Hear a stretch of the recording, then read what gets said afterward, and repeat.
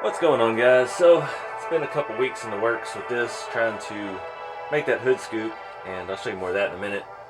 But before we put the body back on, these headers are from RC4wd Drive. They've been out for quite a while. I just flat black painted them, and I don't have enough screws. I put 3 on each side. I used all my small scale hardware on the other projects with the V8s, and yeah, luckily I had a few to do it still.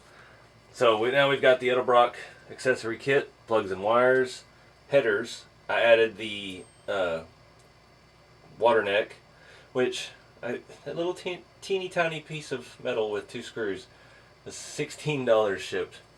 It's ridiculous, but whatever. It's hard to find that stuff right now. And yeah, luckily I had a piece of the RC4wd Drive radiator hose set. I think that came with the actual radiator. I don't remember. It's been a while since I bought it. I haven't used the radiator on anything.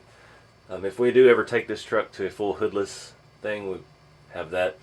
But it does have a little hose clamp and everything. So that was the last one I had. I used another one on the tank track rat rod back there.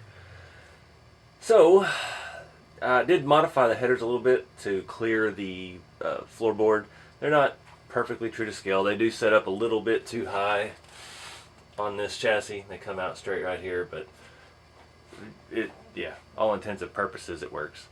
So I got the plug wires back in the best I could. They're still not staying great, and the routing's a mess, but the way the body sets, I need this extra slack so it can push down and mess everything else up.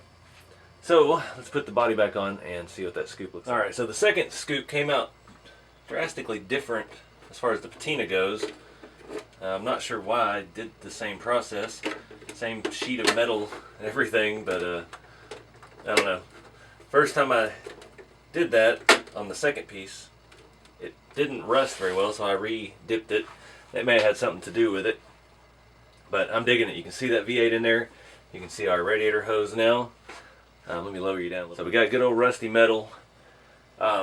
Where's the first one? The first one I made, I really liked the finish on it, and I wasn't thinking when I bent it. I made it all up and I set it up there. I'm like, yeah, it looks cool. How am I going to attach it?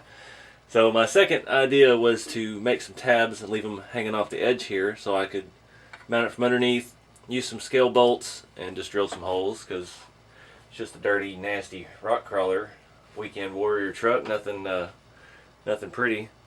Let me lower it down a little more. So you can see there the breather sticks up perfectly. It's the perfect height.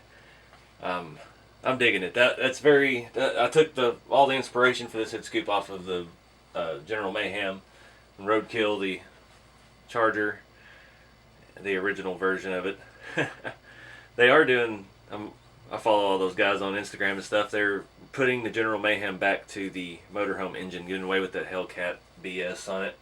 It kind of seemed like it took all the fun out of the car. So, excited to see that. But anyways, I'm digging this. I hope you guys enjoyed the video.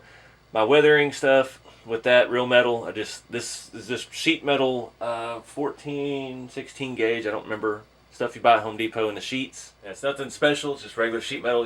It does have like a zinc coating or some galvanizing kind of thing on it. So that's why I did have to sand it down and grind it and wire wheel it and stuff, just to expose the bare metal so the rusting stuff will work.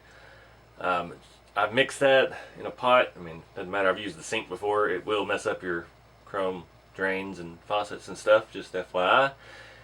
But I just put a tiny little splash of water and I'd say 2 parts hydrogen peroxide to 3 parts vinegar, white distilled vinegar, something like that. Yeah, there's no exact ratio to it.